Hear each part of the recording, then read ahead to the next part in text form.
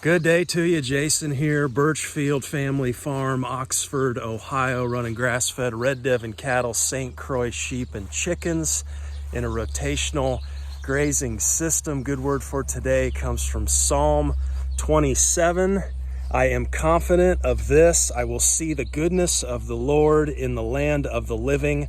Wait for the Lord, be strong and take heart and wait for the Lord. Shoot, we have a hot one today. I tell you, it's only about mid-80s here, but that humidity the last few days has been brutal. 65, 70%. A sweat fest out here. We got to do a cattle move and a sheep move today. I've got cattle clear over on the far corner of the property. We need to run them all the way up here, all the way back to the front. That's I can hear them honking back there. They're hungry. It's going to be a rodeo, so that should be exciting. Several things swirling today that I want to talk about while we do animal moves here. And came across an interesting article the other day asking about what America's largest irrigated crop is. I was thinking about that, and well, that's a pretty obvious one, right? It's got to be corn. So much corn in this country, that's all you see around here anyway. King Corn, the documentary, we've all seen that. If you haven't, it's a pretty good one. It's got to be corn, right? Nope, not corn. Okay, I'm thinking, well, then it's soy. Soy beans are everywhere. No, not soy. It's got to be wheat. All the bread that's produced in this country, no, not wheat. Like, man, okay. Pretty intrigued at this point, right? America's largest irrigated crop is the American lawn. So it was actually a NASA-led study. It's been several years ago this study was done, but I guess they got some satellite imagery or something and determined that 63,000 square miles in this country is dedicated to just turf lawn grass. Now there's 640 acres in a square mile. So, you do that math and it's like 40,300,000 acres of lawn, irrigated lawn that we have in this country. It got me thinking, with what we do out here and, with what we produce on such a small acreage, you guys know we're on just under 60 acres here, but I do our little rotational grazing system in right on about 5 acres. And I love doing that. I love imparting information and just inspiring others that, hey, if you have, 2, 3, 4, 5 acres, you can do this. It's possible.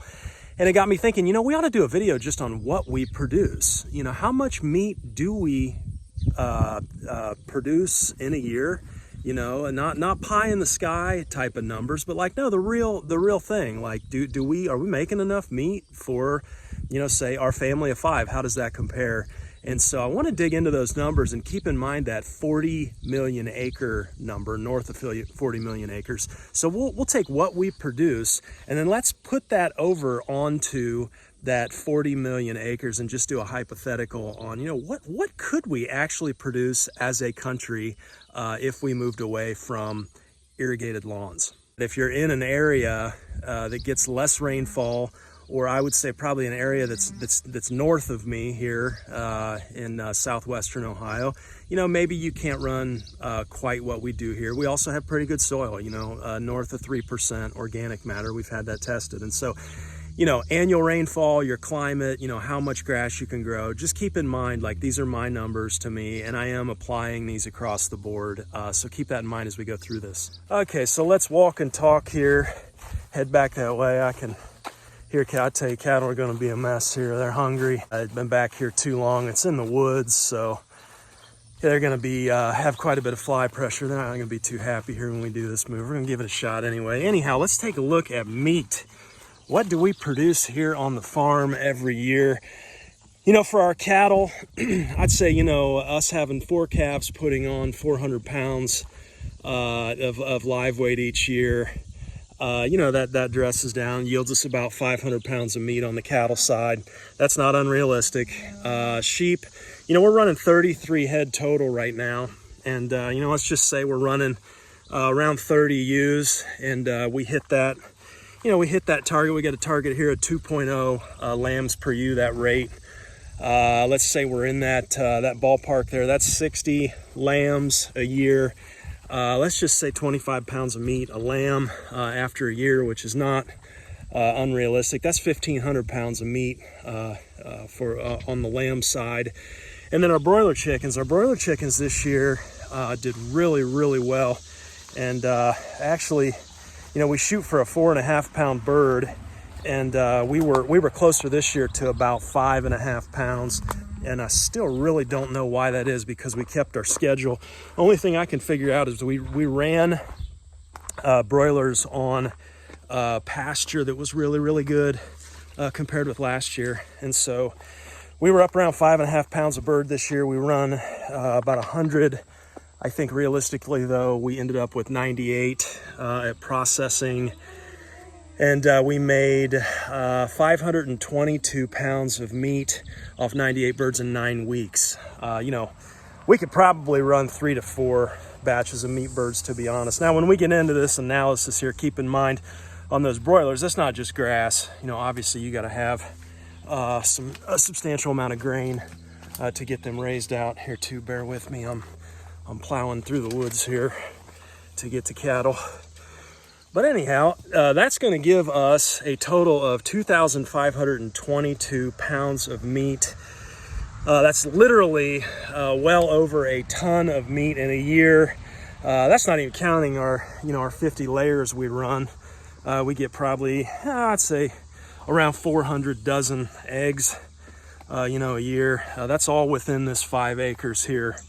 As well. So let's break that 25-22 down on 5 acres. That would be about 504 pounds of meat per acre per year. About 2 pounds of meat per day would be more than enough for a family of 5 for their meat needs throughout the year.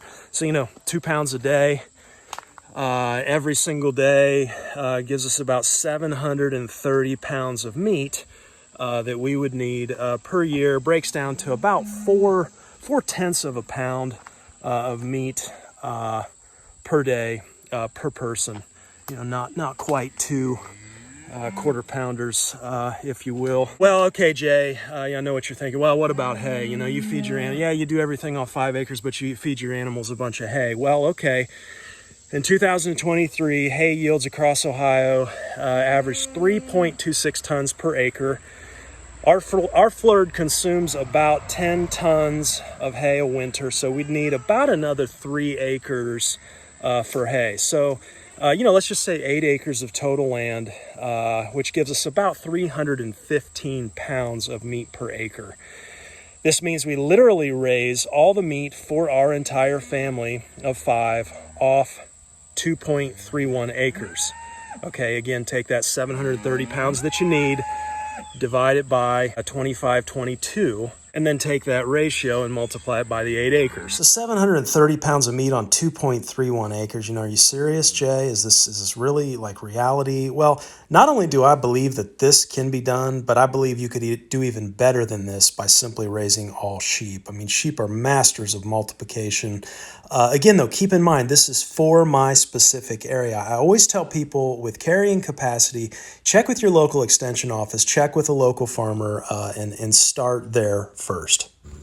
Okay, here we are back in the paddock, and my suspicions are confirmed here. See them kicking. So we got the fly pressures pretty amped up, and they are hungry. I can see we need some room and fill here. So let's go ahead and get them on the move.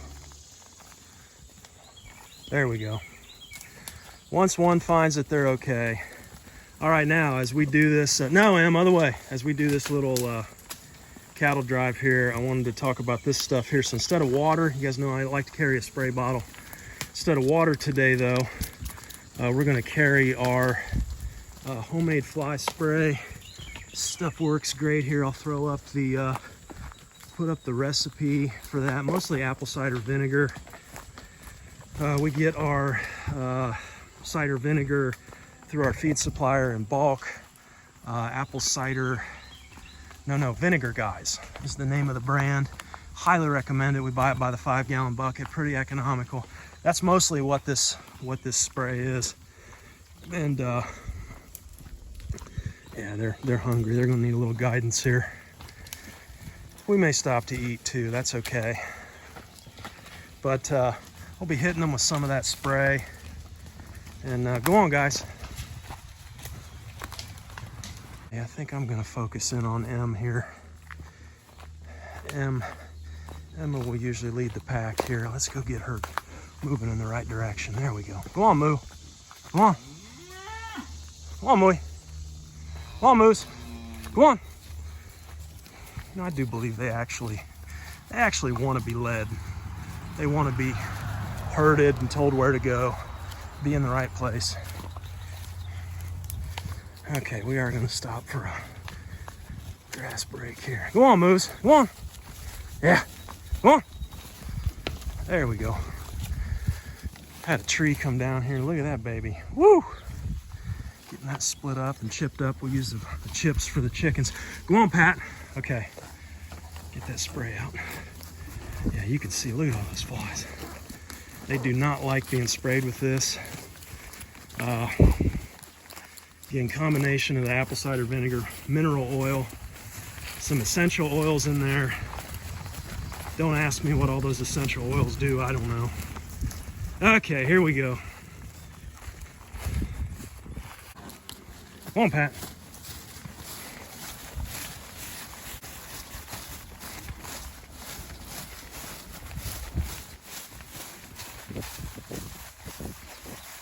Well, daggone it. You always got to have a couple of them. Don't want to play by the rules. No, no, go on. Look at that cover crop. That's Mama's cover crop there. Not looking good or what? No! Daggone it. Always got to be one. Of course, it's Petey.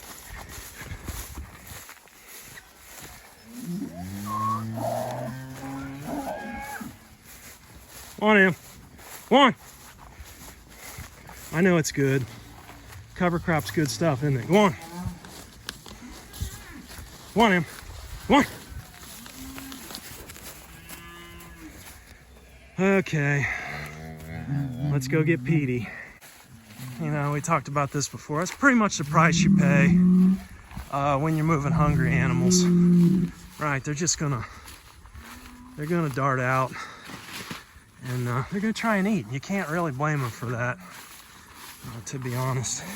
Go on back, Petey. Go on. Go on. Yeah, go on. Okay, there he goes.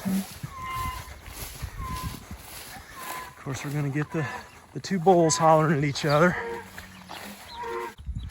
Oh, what a moron. Gosh. I don't know if we'll be able to get him pulled off of here or not. Come on. Yeah. Come on, Pat. Come on. Yeah. Yeah. Come on. No. Come on. No. Oh, boy.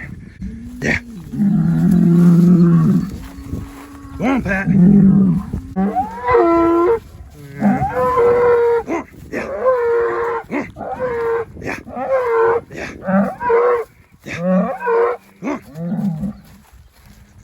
Come on, Pat. Yeah. Yeah. Come on. Yeah. Come on. No. No. Come on. Oh, boy. Well, isn't this just joyous? Go on, Pat. Yeah. Yeah. Come on. Yeah. Come on. Come on. Yeah. Come on. Come on.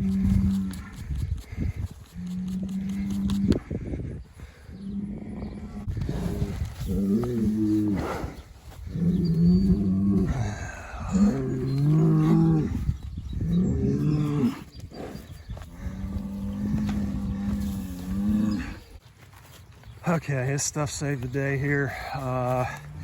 Little bit of fly spray on the end of the nose there. Broke up that bullfight. Okay, have not had to do that yet, but this stuff is always the case on the farm. You kind of find unintended uses for the products. So Breaking up bullfights, it's good for that too. Go on, you guys, I've had enough drama. Get in there. Go on, him.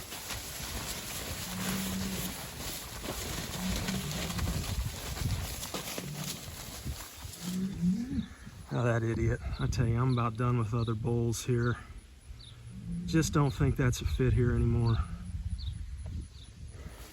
Okay, sheep moving out here. We are coming off a patch of sorghum. It was very, very dense. Actually, it was actually a cover crop where we put our hay out in the winter.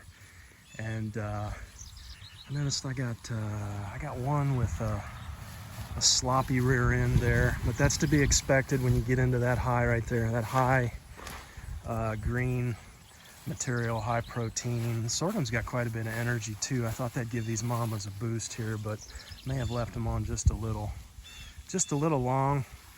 But that's okay. She'll bounce back. A lot of these mamas they get stressed too around weaning, I've noticed, and you know, just gotta pull through. That's the name of the game. And anyhow, coming onto this here up front, it has not been quite a month that we've rested this, and we've had so much rain. What, 8 inches of rain this month in July, I think, which is highly unusual for us, but yeah, good stuff. Look at them hitting that alfalfa. Loving it. That's the first thing they went to. So anyhow, getting that true multi-species graze here, this will be good. So let's pick this conversation back up here on the meat side. 333 million people in this country. Let's say they're needing that 0.4 of a pound of meat per day. That'd be around 133 million pounds of meat per day that you'd need. Let's take that 315 pounds of meat that we produce here per acre, you know, when you add back in the hay, and let's multiply that by 40,300,000 acres. It means we'd produce about 35 million pounds of meat per day. That's over 26% of the total meat needed to feed this country every year. That means more than a quarter of the people, everybody in this country, could have all their meat needs met by rotating animals regeneratively on those 40 million acres.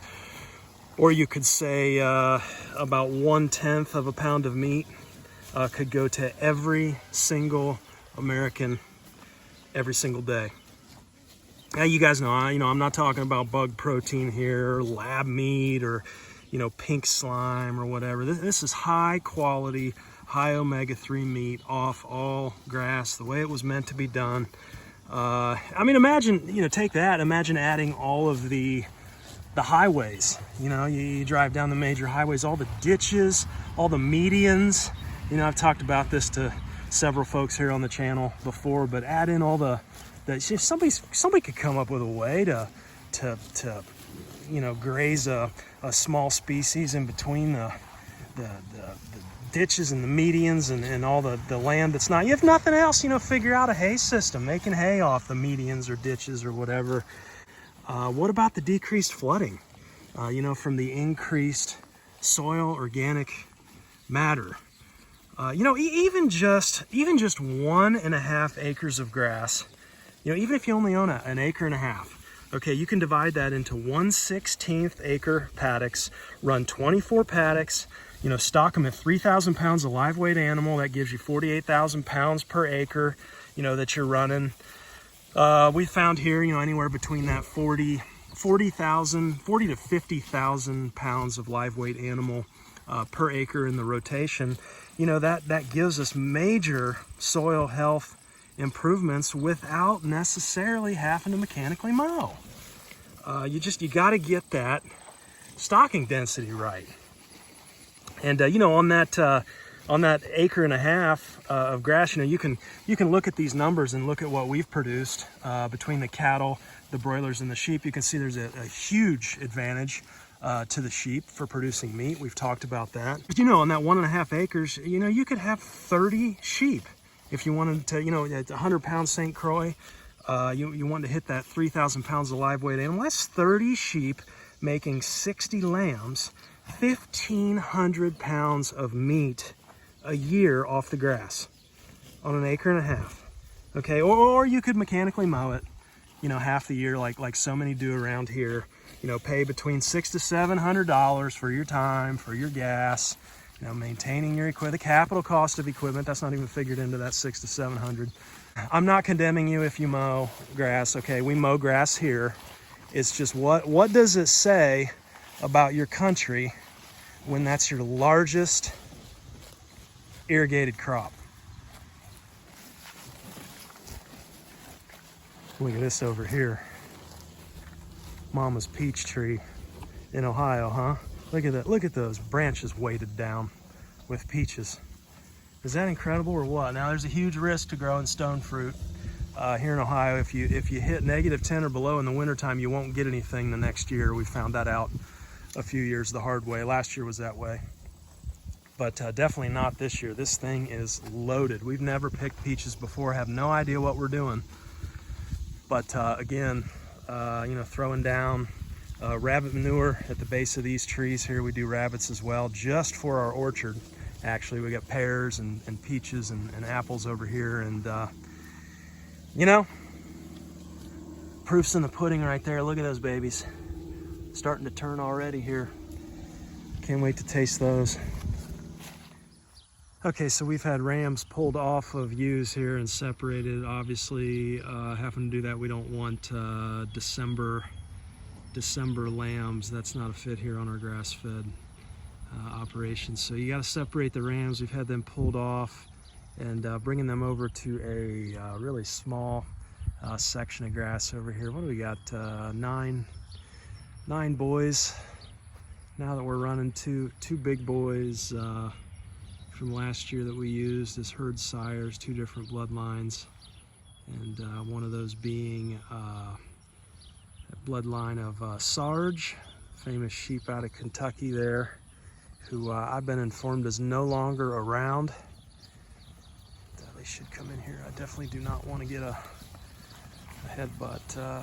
Let's see, that there is Sarge's his grandsire, actually, or was, no longer around. So do carry a spray bottle when we move these guys. The lambs are no big deal. They'll pretty much go wherever, but the big boys will get a little pushback now and then from them. But try not to pet heads or any of that stuff. We learned that the hard way. And oh man, look at this stuff we're coming in on here. Woo! Short and high protein. They've been getting a little bit of hay now, so this will do them some good. But a lot of these guys, 90 days old now, and everybody's looking pretty good. Nice clean backsides. We have these. We have a few extra potential herd sires here. If you want to come and check them out, let us know. We do sell registered St. Croix breeding stock. Our ewes are all spoken for. We've got a waiting list for next year, but we'd be glad to put you on that. Let us know. Email is in the channel description. One of the really encouraging things to me about a regenerative system or a regenerative way of farming like we do here is the fact that unlike many other industrial farming systems, we're not degrading the land. We're in such a politically charged atmosphere and climate right now. I'm so sick and tired of hearing about the election. We still have 3 months to go here. But show me a candidate that's going to fix the soil in this country. Okay, you can't. It's not going to happen. We're going to have to do that hard work. The people in Denham. Okay, the people that built this country. You know, we're going to have to do that on a family level. And, you know, I think sometimes we can get so caught up in the monetary side, the financial side, you know, meeting goals and numbers. And, you know, I'm not saying that's necessarily bad, but I think we can overemphasize that. And when we do, we miss the simplicity of just sitting down to an awesome meal. Right, where everything was brought in from the homestead, the meat, the garden, all of these things, and just enjoying the simplicity of that, right? Jesus' ministry was at a table, right, where they came together and had shared a meal. And I just don't think we can ever, no matter how big we can ever get past that level of simplicity. And something very, very healthy to that, something healthy to building soil. If you're here watching this, you're probably one of those folks that's interested in rebuilding soil, and I think that's where that truly is where the future of this country lies. This country is going to have to be built again, a 16th of an acre at a time. And I know there's good folks out there in Denham, covered in dirt, that are going to be doing that, and that encourages me. So thanks for hanging with me today. Be blessed and be at peace. We'll talk to you next time. Take care.